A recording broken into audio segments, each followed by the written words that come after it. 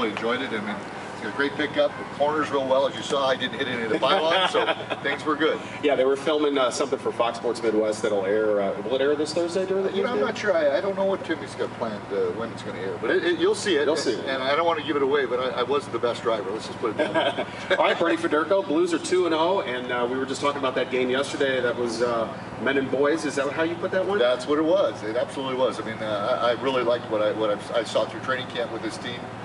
You know, they came so prepared right from the start.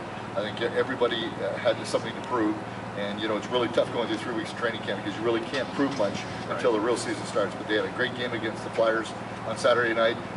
Found a way to win. I think that's the most important way. You know, Halak played great, and it was just a great team effort. And then when you come into yesterday's game, it was unbelievable. Yeah, it was a tough game. Yeah. 138 penalty minutes. Exactly. And they you know what? They played for each other. I mean, they scored a couple of quick goals, 2 and 6 seconds in the first period, and then you knew that Anaheim was going to kind of, you know, get a little raucous out there. Right. You know, when you knew that the tempers were going to get flared, and the guys stuck together, and they dominated not only in the scoreboard, but I thought in the fights and in the physical play, they totally controlled the game. I mean, outshot Anaheim 53-14. That's real hockey, and that's hard to do in the National Hockey League, especially with a team like Anaheim. That's a good hockey club as well. So, and you know, the commercials I see, we're not kids anymore. So I guess the young guys, they really are taking the target. They're like, hey, you know what? It's time to do something. Yeah, it is true, Favazz. I mean, when you look at it, I mean, these guys are in their 3rd and 4th years pro. I mean, they're not, you know, yeah, maybe they're still young kids, but they're getting the opportunity. I mean, this is the changing of the guard. I mean, no more Walt, Keith Chuck is gone, Walt Korea is gone. Now,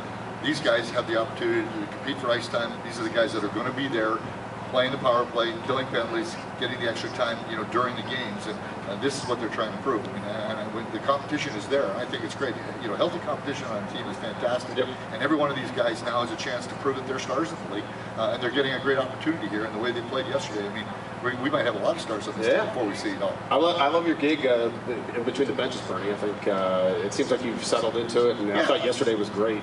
You were giving us some insight as to, like when the guy got kicked out of the game for not having his jersey tied down and all that stuff. You know, it's fun, Buzz. You know what? I really, you know, it was something totally different for me last year, so I really wasn't, you know, didn't really know. I mean, again, when it was new for us all.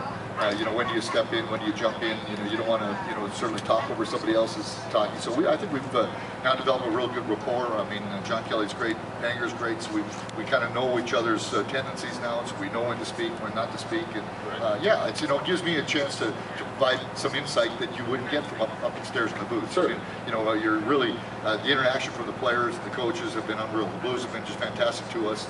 You know, they've allowed us to do so many things. You know, talking to Davis on the bench during the second period, and these little things mean so much to the fans because there's some insight that they would never see otherwise. So it's been great, and you know, we're enjoying it. We're hoping to bring more to the people. Do you miss being on the radio with me all the time? I do. You know, you can still call me every once in a while and see what I got going. I mean, you know what? I don't bite the buzz. Don't be shy. Golf game all right? You know what? It was not bad. You know what? It was really good for part of the year. Then I kind of at the end of the year, I think I maybe lost interest and it came down. But because hockey started. Yeah, the last 2 or 3 times I played though, it's got back up there. And I actually took some money from Panger and from David. Very good. Nice. Both very good. Yeah, I'm digging it. All right, that's Blues Hall of Famer Bernie Federko, and the next televised game will be Thursday night against the Preds.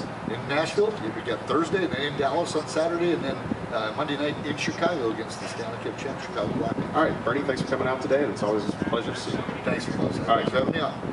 More text what's next here in just a few. Pull over. Here, your windshield. I could give you a ticket, but instead.